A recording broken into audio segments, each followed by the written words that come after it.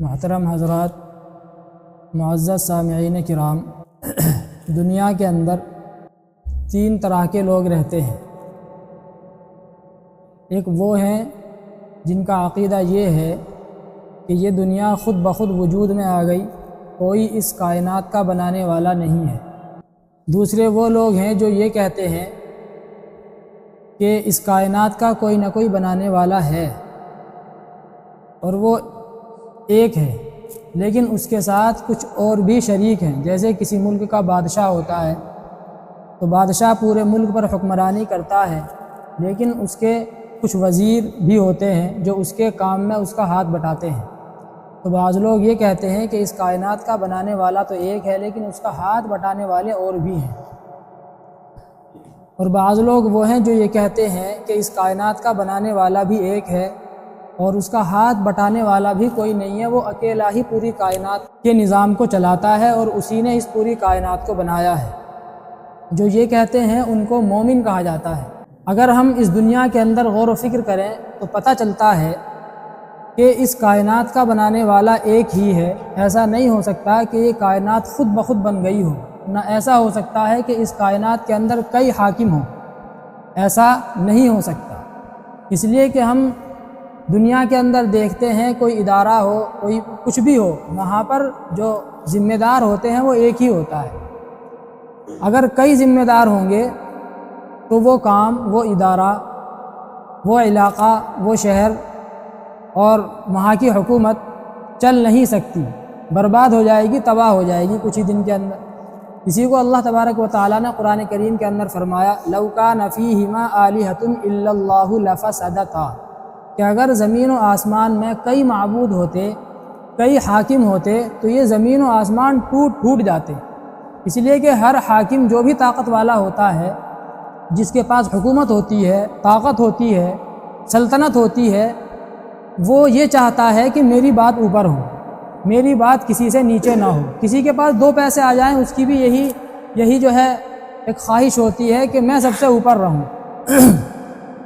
چنانچہ اگر کئی خدا ہوتے تو ایک خدا یہ چاہتا کہ بھئی آج سورج نکلے گا مثلاً 6 بجے،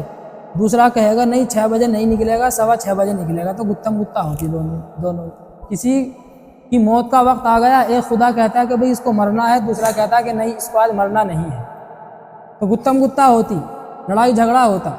اسی طریقے سے ایک کہتا ہے کہ بھئی آج بارش ہوگی، دوسرا کہتا ہے کہ بارش نہیں ہوگی، پھر لڑائی ہوتی۔ اسی طریقے سے جو دنیا کا پورا نظام ہے وہ درہم بھرہم ہو جاتا، لیکن ہم دیکھتے ہیں کہ پوری کائنات کا نظام صحیح طریقے سے چل رہا ہے، اس کے اندر کوئی ہیر پھیر نہیں ہے۔ تو یہ تو جو ہے یہ معلوم ہوا اس بات سے کہ اس کائنات کا کوئی نہ کوئی بنانے والا ہے اور وہ ایک ہے۔ جو حضرات یہ کہتے ہیں کہ اس کائنات کا کوئی بنانے والا نہیں ہے، یہ خود بخود بن گئی، تو یہ بات بھی غلط ہے۔ اس لیے کہ دنیا کے اندر ہم دیکھتے ہیں کہ کوئی بھی چیز بغیر بنائے کسی کے بنتی نہیں ہے۔ ایک موبائل ہے آپ کے ہاتھ میں، اگر آپ کسی سے معلوم کریں گے کہ بھئی یہ موبائل کس نے بنایا، اتنا اچھا ہے، اس سے جو ہے کوئی آدمی دوسرے ملک کے اندر رہ رہا ہو، دور ہو، اس سے بات چیت ہو جاتی ہے، چہرہ دکھائی دے جاتا ہے، آمنے سامنے ایسا لگتا ہے کہ سامنے بیٹھا ہوا ہے، اور طرح طرح کی اس سے جو ہے کام ہو جاتے ہیں، تو وہ کہے گا کہ ہاں بھائی یہ فلاں کمپنی کا موبائل ہے، یہ سیمسنگ کا موبائل ہے، یا یہ جو ہے کسی اور کمپنی کا موبائل ہے۔ تو پتہ ہی چلا کہ وہ موبائل بھی خود بخود نہیں بنا، اس کا کوئی نہ کوئی بنانے والا ہے۔ جب اس کا کوئی نہ کوئی بنانے والا ہے تو جو کسی چیز کا بنانے والا ہوتا ہے وہ زیادہ بہتر جانتا ہے کہ یہ چیز چلے گی کیسے، اس کے قواعد اور قانون کیا ہونے چاہیے، اس کے اصول و ضابطے کیسے ہونے چاہیے۔ موبائل کسی کمپنی نے بنایا تو ساتھ میں اس کے ایک چھوٹی سی کتاب بھی دیتی ہے